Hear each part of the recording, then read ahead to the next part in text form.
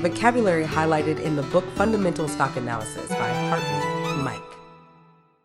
1. From the outside, it might seem complex if not impossible to understand all that goes on within the stock market, but I can assure you that investing in the stock market is for everyone, and you will learn all the do's and don'ts of investing in stocks in this book.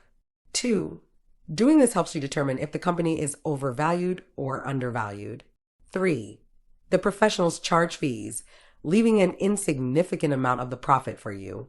Also, about 84% of professional fund managers have been shown to underperform after 5 years and 90% after 10 years. 4. The benefits of fundamental stock analysis are numerous. By analyzing a company's fundamentals, you can determine its actual value and compare it to its current stock price. 5. If a company's stock trades at a lower price than its true value, it may be considered undervalued and a potentially good investment opportunity. 6. It's also important to note that fundamental analysis should not be the sole basis for making investment decisions. It should be used in conjunction with technical analysis, which looks at a stock's past performance and trends, and macroeconomic analysis, which considers the overall economic conditions. 7. Investors who use fundamental analysis focus on a company's basics, such as revenue, earnings, and dividends, and compare them to the stock's current market price. 8. We need to look at factors such as its revenue, net income, and gross profit margin to assess its profitability.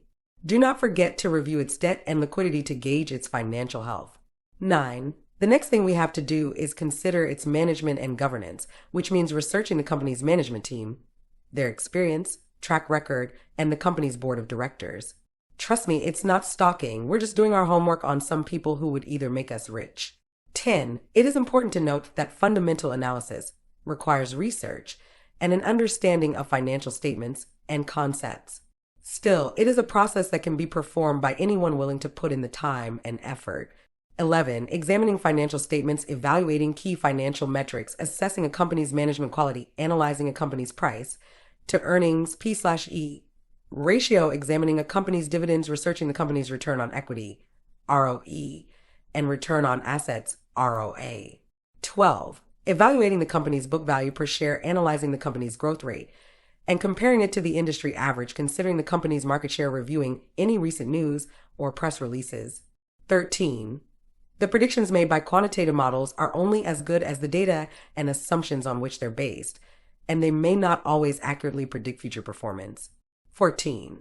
It is important to note that qualitative analysis is often more subjective than quantitative analysis, and it can be harder to quantify the results. 15. We'll examine the stock investing misconceptions in depth in this chapter and debunk as many as possible.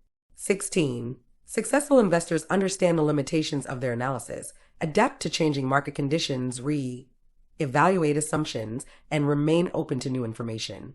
17. It is possible to predict future price fluctuations using fundamental and technical analysis. 18. Technical analysis is limited to analyzing past price movements and patterns. 19. Fundamental analysis provides in-depth knowledge about a company's financial position, structure, and competitiveness, while technical analysis provides insights into market trends and price movements. 20. The myth that only experts can analyze stocks is not valid. 21. Some investment strategies may rely heavily on quantitative analysis, but basic math skills are typically sufficient for most stock analysis. 22. Stock screening tools, for example, allow investors to identify stocks that meet specific criteria quickly. 23. The best performing accounts belong to stockholders who had forgotten they had a brokerage account and had left their investments alone. 24. A study found that stocks with high P/E ratios tended to outperform stocks with low P/E ratios over the long term. 25. His method involves a long-term focus on value investing and a deep understanding of individual companies, which may not be feasible or desirable for all investors. 26. Even well-diversified portfolios have suffered significant losses throughout several historical periods. 27. Shorting stocks is a guaranteed money maker. 28. As a result, stock prices may change significantly in the short term. However, over time, stock prices tend to reflect the company's underlying value. 29. As a result, investing in the stock market can be a win-win situation for both companies and investors. 30. Sensationalism, rumors, and speculation can influence financial news. 31. For example, technical analysts use chart patterns and technical indicators to identify trends and potential changes in stock prices. 32. A more effective approach to building wealth in the stock market is long-term investing in a diversified portfolio. This allows for more consistent returns and lower fees and taxes over time. 33. By analyzing financial statements and other data, investors can gain insight into a company's financial health and growth prospects. 34. For example, a company currently undervalued by the market may be a good buy for long-term investors. 35. For example, technical analysis is based on past performance and trends and may not consider a company's prospects. 36. Fundamental analysis can also help investors identify red flags or warning signs that a company may be in financial trouble. 37. Lastly, fundamental analysis can help investors evaluate a company's management team and corporate governance. 38. Technical analysis. Often compared with fundamental analysis, the technical analysis method involves studying past prices, moving averages, chart patterns, and trading volume data to identify patterns. 39. Value investors look for companies with solid fundamentals, such as high profits, low debt, and a strong management team, then compare these to the current market price. 41. This strategy is considered low cost and low risk as it is diversified. 42. One thing you're guaranteed to hear is that you must make your money work for you. 43. You might have read all the books you could get your hands on, but without actual practice or utilizing the tools of the trade, you may never achieve real success in this venture. 44. Sure, he may have been a genius and had thousands of great ideas, but without the essential tools needed to be an artist, he would never have been recognized. The same thing goes for trading strategies like the fundamental analysis. 45. They look for profitability, revenue growth, and debt levels to make informed investment decisions. 46. It involves looking for undervalued companies with solid financials and growth potential. These companies may not have the most exciting growth prospects, but they tend to be reliable performers that can provide long-term growth. 47. Joel Greenblatt is famous for his magic formula investment strategy. 48. It involves buying stocks at a discount to act as a hedge against poor market performance. 49. Valuation models such as discounted cash flow, DCF, and price to earnings, P/E, ratios are commonly used by investors to determine a company's intrinsic value. 50. Investors also use momentum indicators like the Relative Strength Index, RSI, to help seek out investment opportunities. 51. The stock market is filled with individuals who know the price of everything, but the value of nothing. Philip Fisher. 52. Beginners can start by looking at a company's revenue growth over time.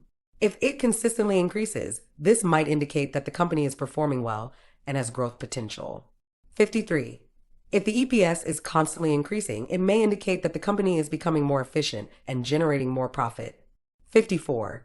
The debt-to-equity ratio compares the company's total debt to its equity and can indicate whether it is heavily leveraged or has more equity than debt. 55. A lower ratio may be proof that a company is financially buoyant. 56. What is the fundamental calendar of a stock? Also known as an economic calendar, this is a schedule of financial events related to a company, such as earnings releases. 57. Cash flow statement. This shows how much money comes into inflow and is spent by outflow, a company. 58. This can help investors avoid losing money on stocks that may be overhyped or in a bubble. 59. Get your hands on the financial gold mine. Dive into the company's websites, dig into SEC filings, mine the data from financial data providers, and ask for help from your brokerage firms, and you'll be on your way to finding the next hidden gem in the stock market. 60. I learned what I lacked and developed the patience and wisdom to watch and learn from successful investors in the market.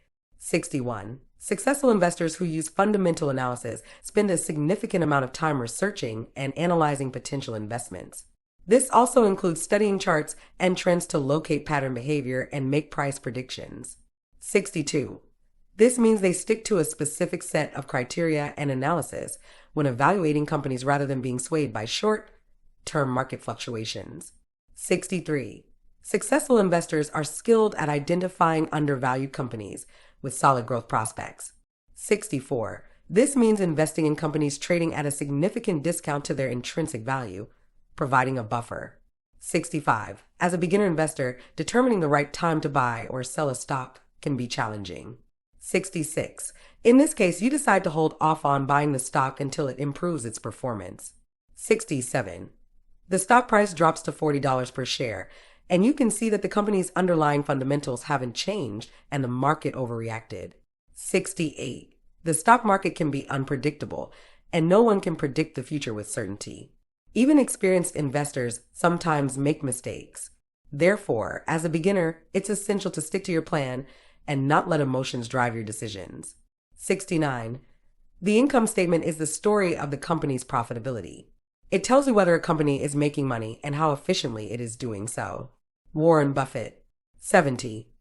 It helps investors and analysts understand how efficiently a company is operating and generating profits. 71. The income statement is focused on measuring a company's profitability over a given period, while the balance sheet is focused on measuring a company's financial position and liquidity at a specific point in time. 72. The income statement also helps determine the company's profitability, efficiency, and growth potential. 73. Revenue. This is the amount of money made by a business. 74. Net income. A company's total income after deducting all expenses, including income tax.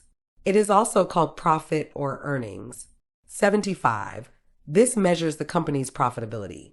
76. The top line of the income statement is typically the company's revenue, also known as net sales. 77. It's important to note that revenue is not the same as profit. It helps investors understand not only how much money a company is bringing in, but also how much money it is keeping after expenses are taken into account. 78.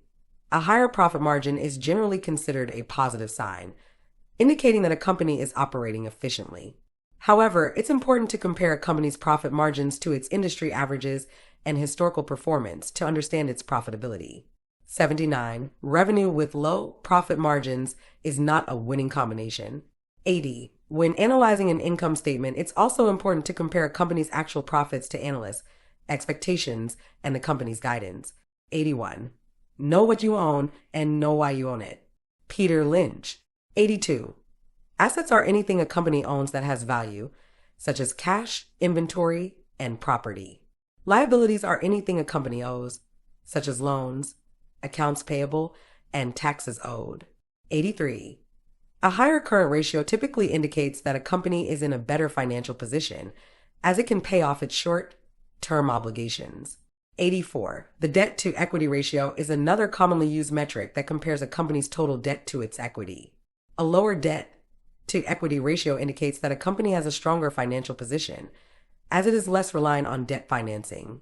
85. The difference between assets and liabilities is called equity, which is whatever is left after liabilities have been subtracted from an asset's value.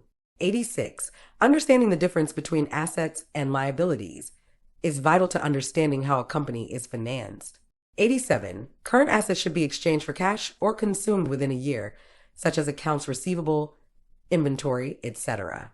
Fixed assets are expected to be used for more than a year and are not intended for resale, like land and buildings. Intangible assets are assets that have no physical substance. 88. Current liabilities are obligations that should be fulfilled within 1 year. The fulfillment of long-term liabilities exceeds 1 year. 89. Everything a company owns, assets, is financed either through borrowing money, liabilities, or through the investment of capital equity. 90. Such as DuPont analysis, which breaks down return on equity into its parts, and the Altman Z score, which is a measure of a company's financial distress. 91. The cash conversion cycle calculates the time it takes for a company to get cash for such resources as inventory and accounts receivable, money owed to a company by its debtors. 92. A lower CCC suggests that a company is more efficiently managing its working capital and is more likely to have sufficient cash on hand to meet its obligations. In comparison, a higher CCC suggests that a company may be struggling to convert its resources into cash, which could be a sign of financial. 93. A lower CCC is generally considered better, less than 30 days.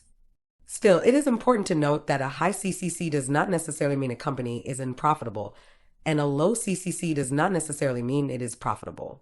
94. Regarding the interpreting ratio, it's difficult to give a range of what's considered good or bad as it varies depending on the industry. However, in general, a higher ratio is better. 95. The return on assets ROA ratio evaluates how effectively a company uses its assets to generate profits. 96. Another impact of intangible assets is that they can make a company more valuable. For example, a patent for a new product can give a company a competitive advantage and increase its market value. Goodwill, which is the value of a company's reputation and brand, can also make a company more valuable. 97. Investors should consider the impact of intangible assets when evaluating a company's balance sheet and overall financial health. 98. Assets are what a company owns and can be divided into current assets and non-current assets. 99. Liabilities are what a company owes to others. 100. Equity is what remains of a company's assets after liabilities are subtracted. 101. Analyze the company's ability to generate profits and whether it is distributing its earnings to shareholders. 102. Ratios. Look at key financial ratios such as the ratio, the debt to equity ratio, and the return on equity. These ratios can provide insight into the company's liquidity, solvency, and profitability. 103. Share dilution occurs when a company makes new shares available for purchase, causing the ownership stake in the company to be spread out over a large number of shares. As a result, the value of each share may decrease. 104. This reminds me of the movie The Social Network, where an example of share dilution occurs when Eduardo Saverin, one of the co-founders of Facebook, is gradually pushed out of the company by Mark Zuckerberg and other investors. As new shares are issued to these investors, Saverin's ownership percentage. 105. Cash is king. Per G. Gyllenhammer. 106. A cash flow statement is a financial outline that provides information about a company's liquidity and solvency. 107. A negative investment cash flow can indicate a company is expanding or modernizing. 108. A negative financing cash flow can indicate a company is taking on more debt or repurchasing shares. 109. Earnings, also known as net income or profit, are the amount of money a company has left over after all expenses have been paid. 110. Cash flow, on the other hand, is the amount of cash a company generates or uses in a given period. 111. For example, a company may report high earnings but have a low cash flow. This could indicate that the company is using aggressive accounting practices to inflate earnings, or that it is having difficulty collecting payments from customers. 112. Typically considered to be in a stronger financial position than one that does not. 113. Depreciation is the expense recognized for the wear and tear of a company's fixed assets. 114. Amortization is the expense recognized for the gradual reduction of the value of intangible assets. 115. Capital expenditures are the money spent buying or upgrading assets. 116. The free cash flow should also be compared to McDonald's past performances. If McDonald's free cash flow is significantly higher or lower than that of its peers, or if the company's free cash flow has been steadily increasing or decreasing over time, it could indicate potential investment opportunities. 117. Price to earnings P/E ratio. This ratio indicates whether a company's stock is undervalued or overvalued by examining its stock price relative to its earnings per share. 118. Price to book P/B ratio. This ratio compares a company's stock price to its book value. 119. Debt to equity D/E ratio. This ratio compares a company's debt to its equity and can indicate its level of financial leverage. 120. If a company has an ROE of 20% and the industry average is 15%, it means the company is generating more profit from its shareholders' equity, which means it can be a good investment opportunity. Similarly, let's say the industry average P/E ratio is 15, but the company the investor is considering has a P/E ratio of 12. This would indicate that the company is potentially undervalued compared to its peers and may be a good pick. 121. The P/E ratio is often used by investors to determine whether a stock is overvalued or undervalued. 122. Let's compare the P/E ratio of a technology company to the P/E ratio of the technology industry. If the technology company has a P/E ratio of 30 and the industry average is 20, it may indicate that the market is bullish on the company's future growth prospects. However, if the overall market P/E ratio 123, the proxy statement will disclose information about the company's executive compensation, which can be useful in determining whether management is being fairly compensated for their performance.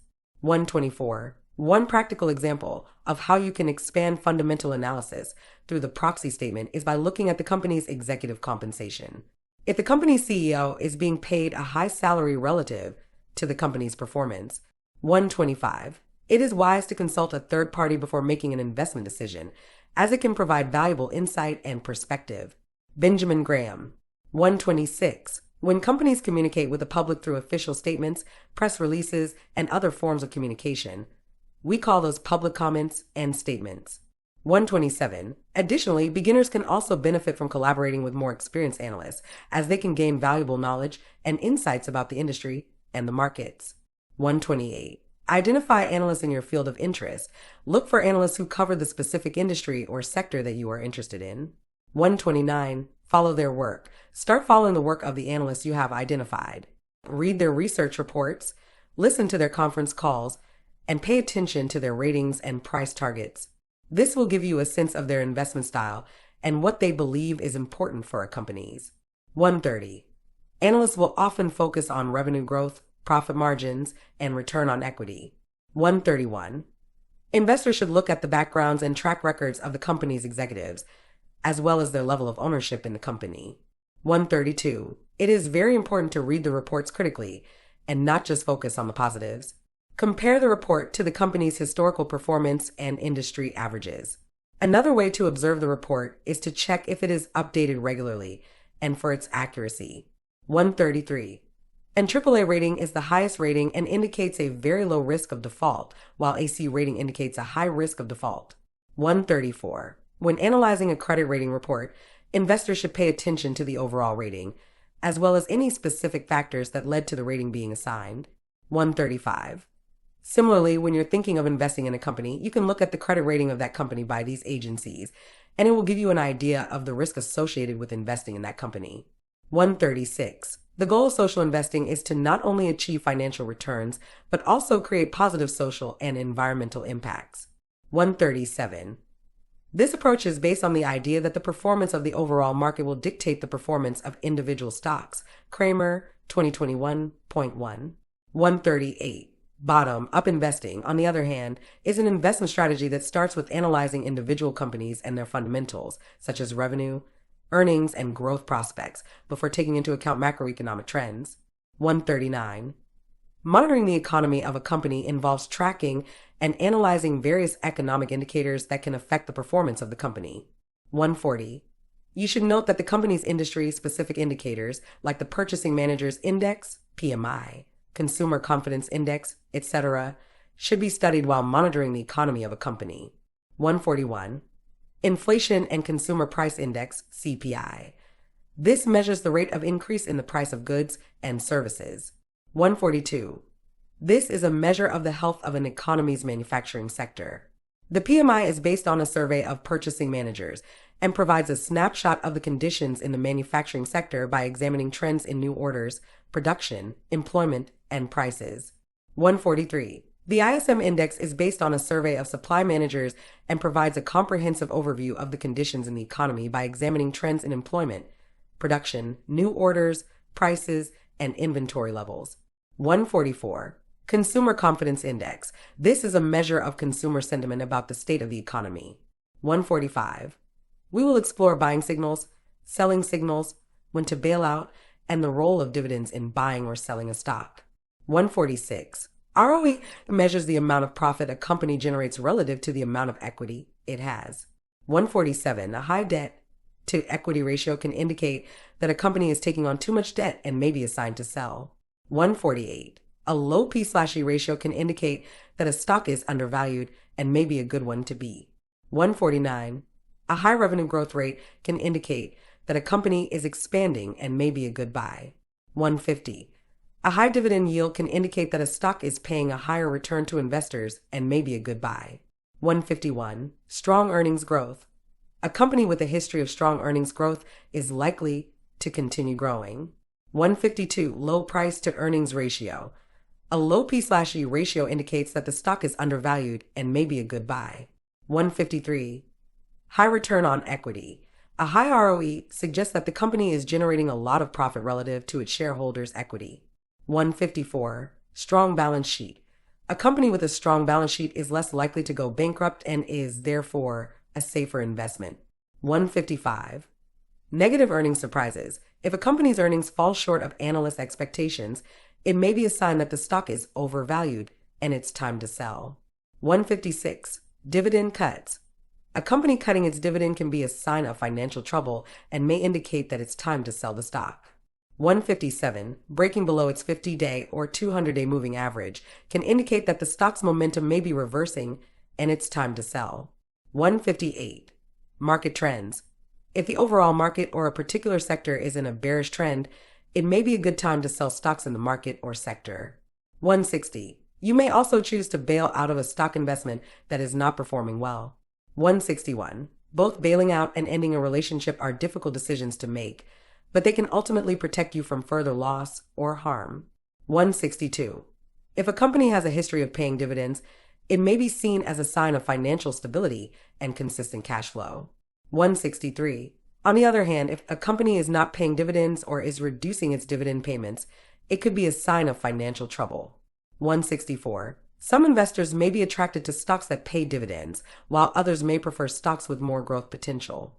165, but the money you'll get in the future is worth less than the money you have now because you could invest that money and make more from it. So you need to discount the future cash flow to get its present value. 166, this means that the present value of the company's future cash flow is $62,092.13. This is the theoretical value of the company, which can be compared to its current market value to determine if the stock is undervalued or overvalued. 167. The investor would then compare the present value of the future cash flows, also known as the intrinsic value, to the current market price of the stock. 168. The discount rate used in the DCF calculation is a crucial input and reflects the investor's assessment of the investment's risk. A higher discount rate would result in a lower intrinsic value, reflecting the increased risk. 169. It's important to note that the DCF method is forward-looking and subjective, and the results are sensitive to the assumptions and inputs used. 170. A higher discount rate is used for more risky investments. 171. Comparing intrinsic value to market price. The intrinsic value is then compared to the current market price of the stock to determine if it is overvalued or undervalued. 172. The DCF analysis is considered one of the most accurate and reliable valuation methods, as it is based on the company's future cash flows, which are the most important drivers of value. 173. Companies in the utilities, telecommunications, or consumer staple sectors tend to have predictable and stable cash flows, making them good candidates for a DCF analysis. 174. The stock market is a device for transferring money from the impatient to the patient. Warren Buffett. 175. A larger and growing market can provide more opportunities for companies in the industry. 176. A less competitive environment can provide more opportunities for companies to gain market share and increase profitability. 177. A company is said to have value in an industry when it generates positive cash flows, has a competitive advantage, and has a solid financial performance. 178. For example, a company with a strong brand and a strong patent portfolio in the pharmaceutical industry may be able to charge higher prices for its products than competitors. 179. For example, a company operating in the defense industry may have high barriers to entry due to the large capital expenditures required to enter the market. 180. For example, a company operating in the financial industry may be subject to a large number of regulations, which can increase the cost of doing business and lower profitability. 181. For example, a company operating in the construction industry may see an uptick in demand and an increase in profits during an economic expansion, which can increase its value. 182. Understanding the industry and its dynamics is crucial in evaluating the value of a company. 183. Debt to equity ratio.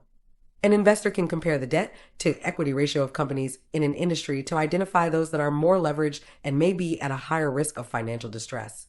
184. analyzing the industry's political, economic, social, technological, environmental, and legal factors. This gives an idea of how the industry is performing and what future trends might be. 185. Trends can indicate the overall strength or weakness of an industry and the potential for growth or decline. 186. Insider trading refers to the buying or selling of a company's stock by its officers, directors, or other key insiders. 187. Additionally, it's important to note that while insider buying is generally seen as a bullish sign, insider selling doesn't always indicate a bearish trend. 188. The four most dangerous words in investing are, "This time it's different." Sir John Templeton. 189. A company's industry can have a significant impact on its value and potential for growth. For example, a company in a declining industry may have less potential for growth than a company in a growing industry. 190. The dangers of not using fundamental analysis include making investment decisions based solely on speculation or short-term market trends rather than on a company's long-term financial health and potential for growth. 191. Investors may overlook important financial red flags, such as high debt levels, declining revenue, or poor management. 192. Technical analysis focuses on charts, trends, and historical data, while fundamental analysis focuses on a company's underlying financials, such as revenue, profits, and assets. A combination of both is often considered a better approach to making investment decisions. 193. To identify any unusual or concerning trends, such as declining revenue or increasing debt. 194. As it suggests that the stock price may be artificially inflated. 195. Such as a history of insider trading or a lack of experience in the industry.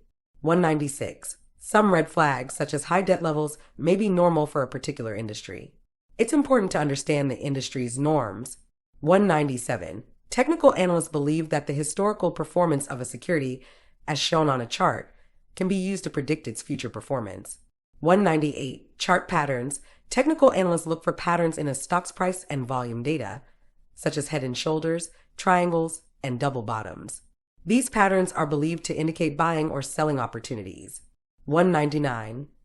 Technical analysts use tools such as moving averages, trend lines, and indicators to make predictions about a stock's price movement. 200. For example, if a stock's technical indicators are pointing upward and its fundamentals are strong, it may be a good time to buy. Conversely, if a stock's technical indicators are pointing downward and its fundamentals are weak, it may be a good time to sell. 201. For example, if a stock is undervalued according to fundamental analysis, an investor might use technical analysis to identify a buying opportunity by looking for bullish chart patterns or a positive RSI. 202. The investor finds that the stock's 50-day moving average is trending upward and the RSI is above 70, which indicates that the stock is overbought. This could be a sign that the stock is reaching a resistance level and may not continue to rise in the short term. 203. The idea that technical analysis can accurately anticipate the future is not only one of the most widespread, but also one of the most common misunderstandings about this field. 204. Yet markets are complicated and are affected by a wide variety of variables, such as economic and political developments, news headlines, and other factors, whose outcomes are difficult to forecast. As a direct consequence of this, not even the most seasoned technical analysts are capable of predicting. 205. In addition, to guarantee that their analyses are consistent, technical analysts often make use of stringent norms and criteria. Instead of depending on their interpretation, a technical analyst may, for instance, utilize certain criteria to detect a trend or a reversal in the market. 206. The goal of fundamental analysis is to figure out how much a company is worth and how well it can grow in the future. 207. Even though this kind of trading has grown in popularity over the years, there are still a lot of misunderstandings and fallacies surrounding technical analysis. 208. Using objective criteria to recognize patterns and trends in the data is essential to the accomplishment of a good technical analysis. 209. Even though both may entail some degree of prediction, technical analysis is based on logical analysis and is useful in practice. 210. The two strategies are complementary to one another and have to be employed jointly to inform judgments on trading and investments. 211. Traders may utilize hourly or even minute by minute charts to gain a better sense of how prices are changing in real time instead of looking at daily or weekly charts.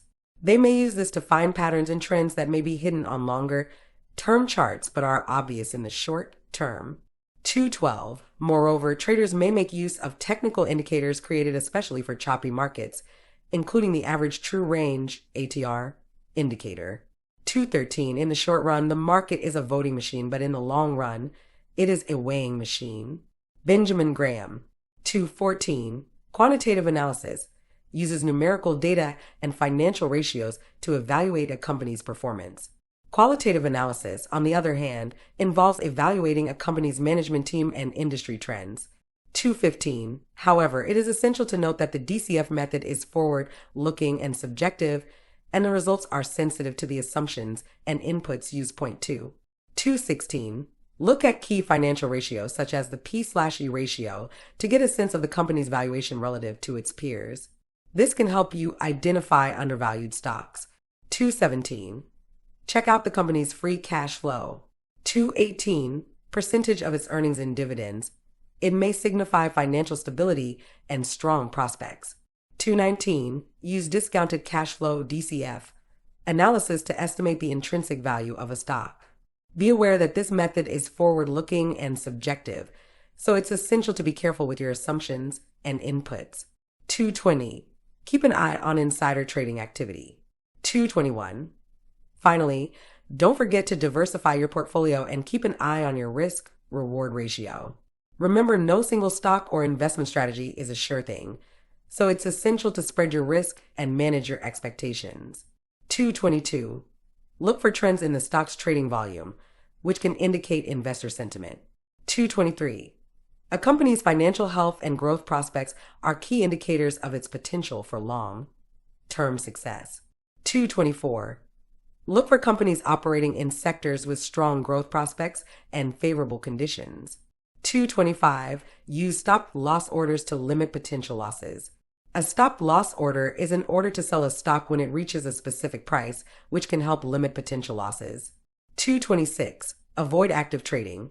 Active trading can be costly in terms of time and money and often results in underperformance compared to a buy and hold strategy.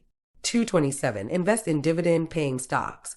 Dividend-paying stocks can provide a steady stream of income, which can help reduce the need to sell shares to generate cash.